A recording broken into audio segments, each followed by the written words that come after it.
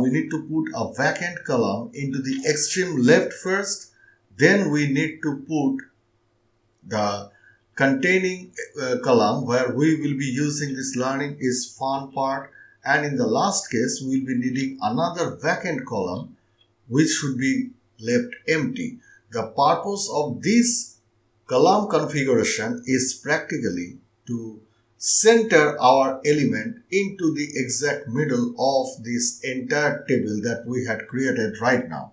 So that is why we'll be heading back here, and in the first case we will be creating another row, and as we had told, we will be creating the first column. This will be the vacant one, as we had mentioned earlier. Nothing should be mentioned here. And on the other hand, we need to mention some kind of width property into this column. We'll be coming shortly back to it. But first of all, let's build everything that we wish to do. In the next column, we will be now mentioning learning is fun, as been mentioned into this individual template. This is the part learning is fun, and we are trying to build it on. And in the last case, we will be creating another column which will be as well as vacant. So if we now press Ctrl S and if we now reload, we can see that this is obviously going to be the result, because we haven't mentioned any kind of width properties for this table. What should be the width? That is why we need to put some width configuration right over here. For the first column, we are mentioning that the width of this vacant column, it should be 20%. Next comes the width of the second column, which is holding something, some content into it, and we will be keeping it to 60%. And in the last case, we will be making usage of this column width attribute here, which is 20%. So right now, if we head back to our project and reload, we can see that this is going to be the result. And once again, to make them properly placed into the central position, we need to align this individual row into the central position.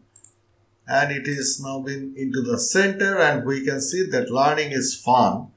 This entire content is centrally aligned with some vacant columns on the both sides of this individual table that we had created in this respect.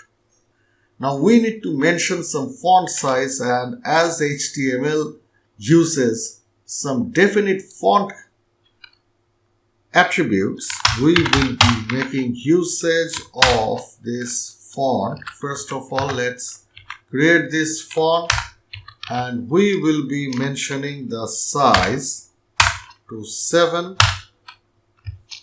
We will be later making usage of some other attributes. So learning is fun. Practically, we are going to place it right within this font tag that we had created here. Press Ctrl S. Let's head back to our project and reload, and we can see that immediately the font size is practically grown up and everything is now into the proper position. We need to define a particular height for this table. As we can see that the learning is fun, this heading is practically way up on the top of the table. In the template, it is having a little bit of space into it. So that is why we here will be mentioning a definite height, something like height.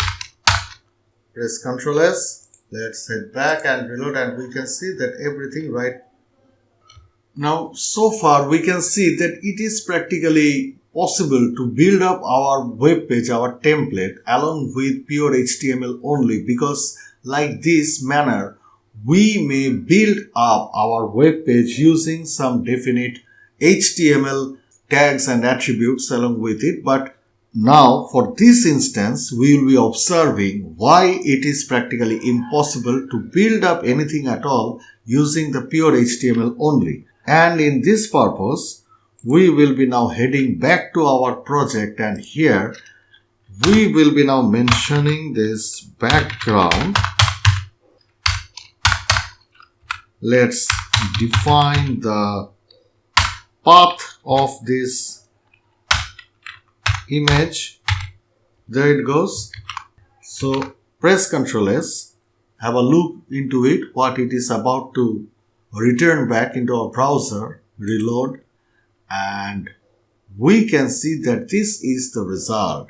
So the main problem is, while defining the background of this table, we can see that the image is repetitive in nature. But this is not the same exact thing that we are looking for. If we have a look into our template, we can see that this is a single image which is covering up this whole displaying section, practically this whole banner. So this is what we are intending to create into our template, but this is not the same thing that we can create here. So this is practically the limitation of using pure HTML only. If you do not wish to show any kind of border properties, then perhaps you are able to delete this border attribute that we had created earlier. We may enhance this cell spacing and cell padding, and we can see that everything goes well, everything goes fine. But for this individual displaying section, whenever the background image property comes, we are practically unable to do further amendment to it. It requires CSS modification. So that is why this is the part that we intend to focus in this particular tutorial. Any web page template cannot be built up using the HTML only, the pure HTML only. We need something else like the CSS. We need to use an external file, and we need to use some additional CSS properties to overcome each and every obstacles like this. If we head back to our project and if we press Ctrl Shift M, we can see that this 700 pix height practically remains constant. It doesn't change while distorted.